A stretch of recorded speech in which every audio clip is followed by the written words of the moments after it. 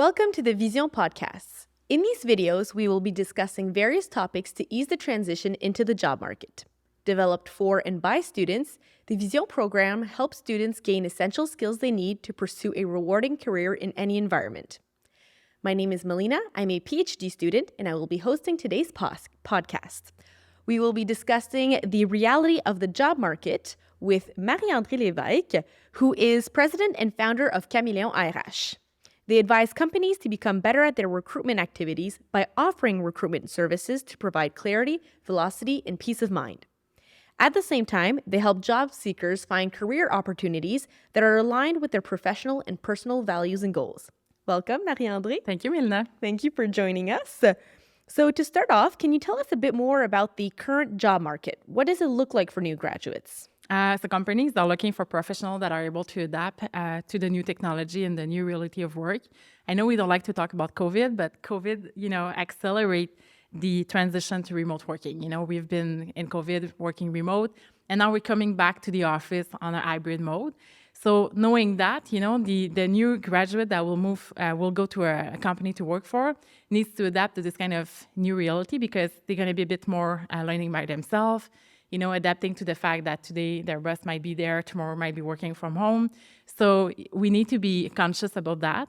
And also making sure that, they're going to seek out to continuous learning opportunities because they're not going to get the same training as they did before in one-on-one at the job site. Okay, and are labor shortages a good thing for job seekers? Yeah, I think so. Because right now, even if the market now is moving a bit more, we see a bit more candidates applying on jobs just because of the economic context. The unemployment rate is still low. It's 4.5 for Quebec for the province, but 2.9, I think, for Quebec City, which is super, super low. What does it mean is that a company will post a job with specific requirement, but they might change over time just because they're not able to fill the job vacancy with the candidates that are there. Mm. So they might do business though with, headhunting firm, recruitment firm as well to help them out. But what they're going to do is maybe put less requirement to opening up, the job market and see, who's going to apply. So for new graduates, perfect opportunities because there are some jobs that are open right now that might not be open, in the past, just because before there were a bit more candidates applying on those jobs. So I think it's a great opportunity. But in the same time, as of today in your program, you're competing against your peer. Now, when you go in the employment market, the lake is bigger, mm-hmm. So the competition is more bigger. Mm. And what types of opportunities are available? What jobs are presently available? I think there's a few, depending on what you are looking for as a student, what kind of job you like, what kind of environment you're looking for. It could be, academic career where you work for the universities. It could be also doing some research for different companies, R&D, research and development. They have a lot of jobs for a PhD about that. Working for private organization as well, or working for the government as well. There's a lot of opportunities in the government sector. You could be working in project management, managing a project on a specific research or, a bunch of people that are, designed to work or develop a product or a service or any other stuff, And you could start your own business. You could be a consultant or you could start your own business in your field of expertise as well. So I think there's a lot of opportunities depending mm-hmm. of what you're looking for. That's great. That's good news. And I wonder, as a future graduate student, do we need to start at the bottom of the ladder, like as an intern or assistant, or is our education enough to start working immediately in the field that we're interested in? I think both. It depends, again, what you're looking for. I don't think there's a title that we need to look at. It's more about the job description and the responsibilities and the requirement that's out there. Because some of the companies may post an interns program that may interest you and you like to apply because that's a good way for you to get in the companies and, mm-hmm. maybe grab on other opportunities in the future as well. So I would suggest that look at what's out there, look at junior, intermediate job position and see what are the responsibilities. That's something that I want to do. The requirement doesn't make sense. If they're looking for, someone that they're looking for someone with a college degree, don't apply, maybe not for you. But if they're looking for someone with a master, bachelor degree, PhD, definitely for sure as well. But I think it has to fit exactly what you're looking for. And the worst thing to do is apply and accept a job offer just because of the salary and benefits. Mm. When you start your career, You want to go in a company that will help you develop your competencies and, have other opportunities in the future as well. But if you're just looking for the salary, at the end of the day, you're not investing in yourself, You're just looking for cash, and that will not bring you exactly where you want to go in the future. So I think you have to wait. What is the job description? What you're going to accomplish? What will be your objective? What will be the project you're going to work on?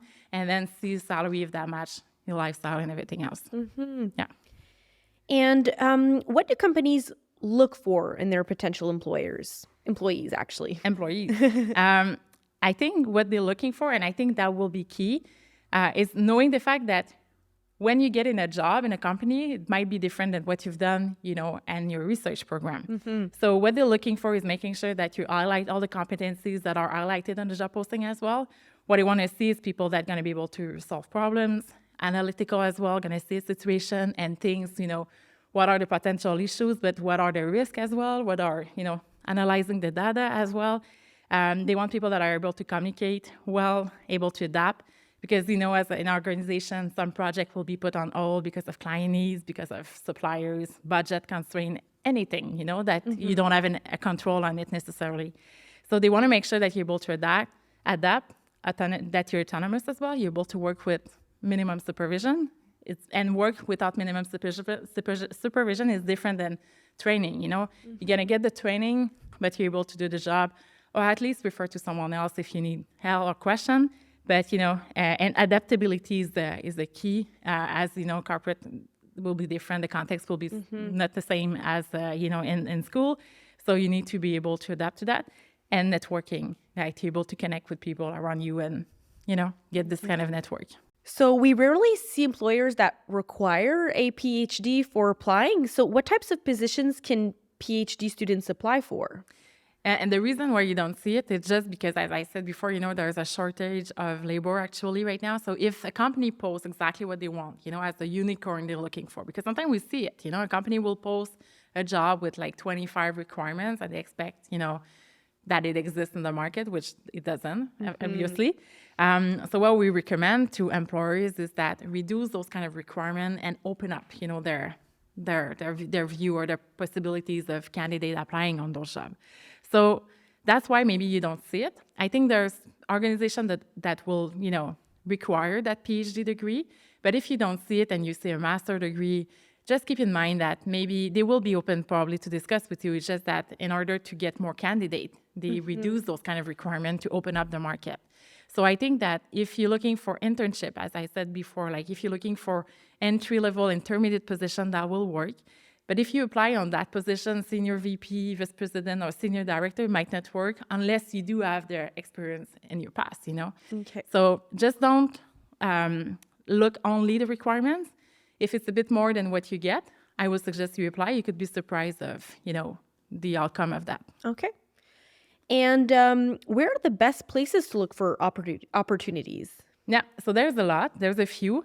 Just keep in mind that it's not all the job postings that are posted out there, because as of now, companies knows that candidate doesn't apply. And in the real world, we have to hunt those candidates. Okay. We have to, that's what I do on a daily basis. I hunt people because they're not going to apply. They have a job, it's a permanent position. They're happy. And I'm the one that will reach out to poke and, hey, you're looking for something new, So sometimes companies will go to those kind of headhunters to, find candidates. So it's not all the job posted that are open. They might fill it with internal referrals. They might fill it with internal promotion as well.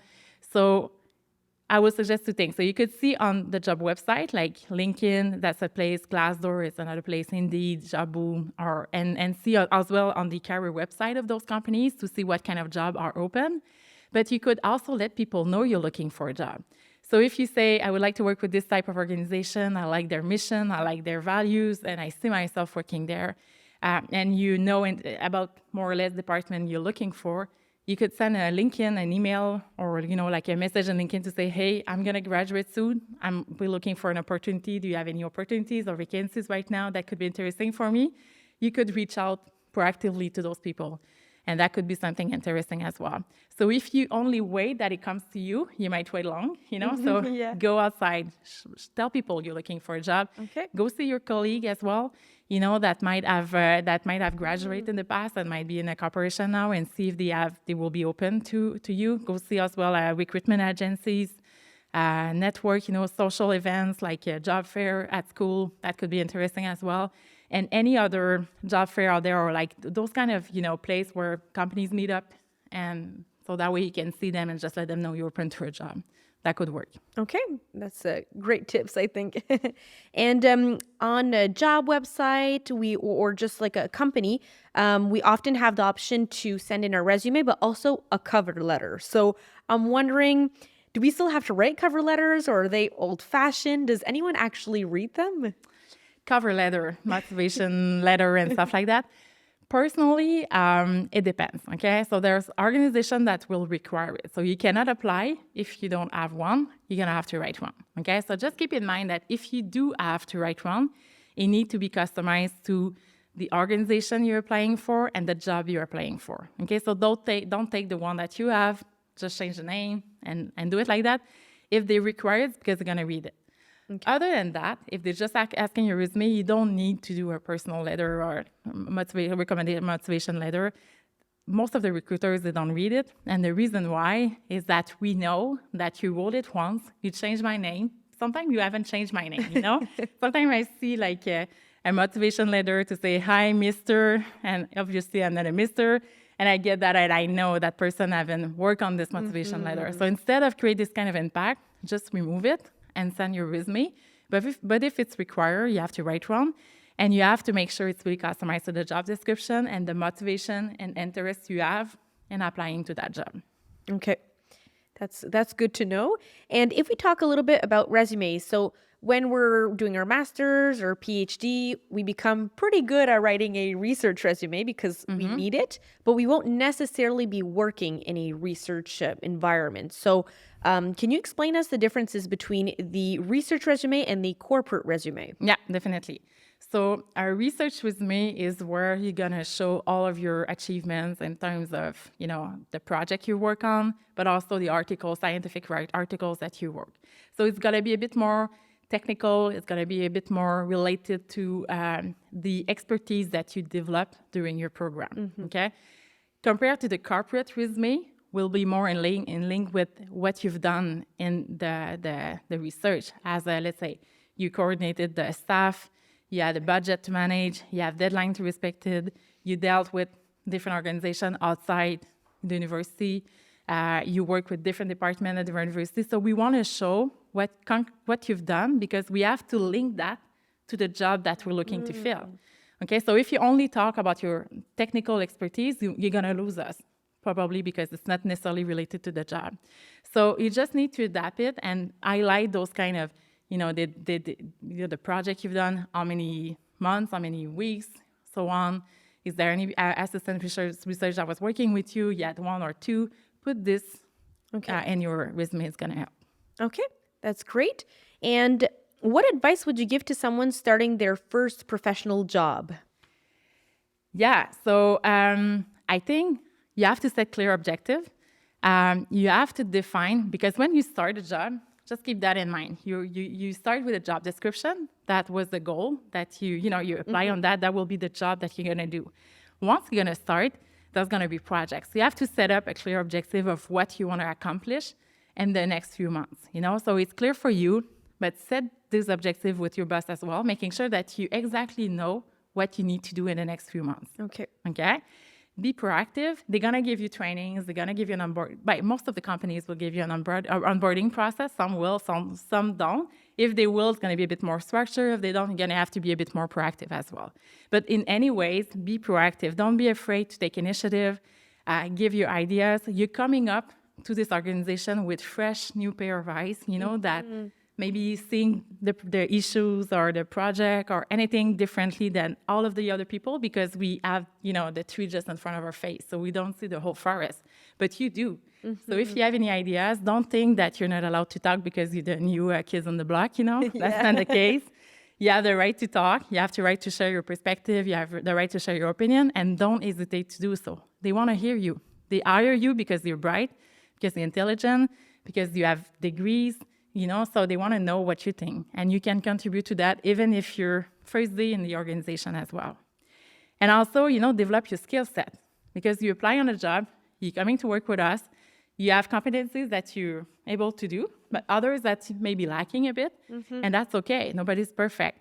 And the best investment you can do in all your life is in yourself. So if you can work on those competencies, making sure you know where are your area of, things that you're lacking, and put a plan in place, you're going to be able to get better quickly and maybe grasp on other opportunities in the organization as well.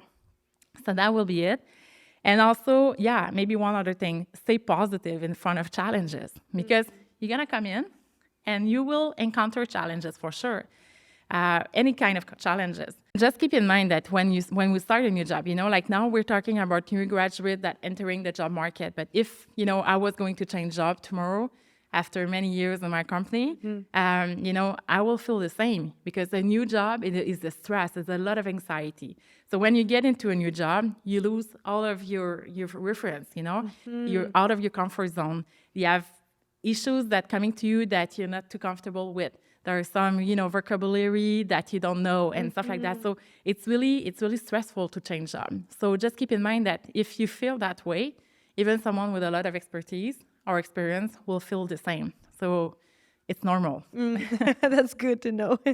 And do you have any tips for integrating successfully into a new team or new position? All right. So when you start a job, you get the offer signed, you're going to start next Monday and so on.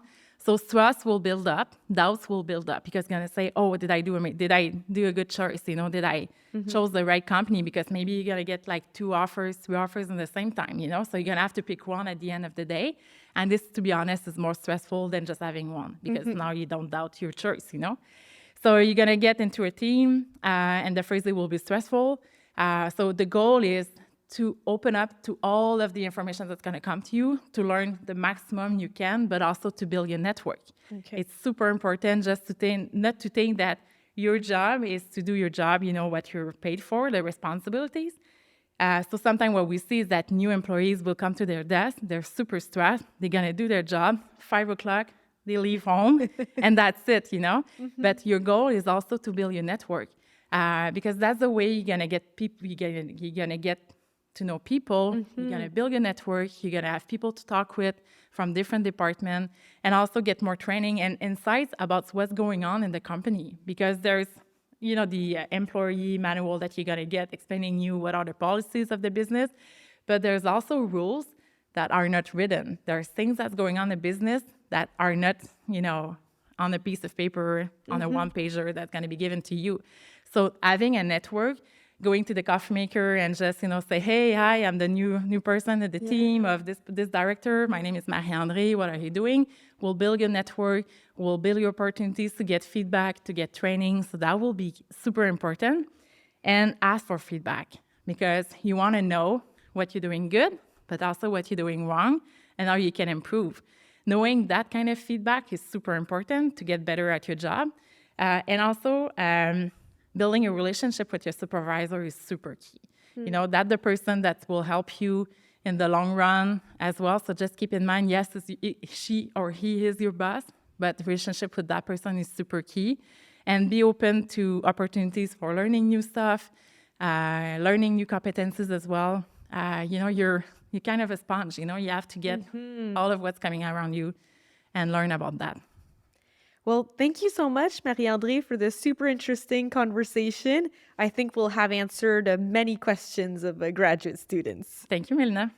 To continue the conversation, I invite you to listen to our podcast, Positioning for Better Targeting, on the website parcoursvision.ca.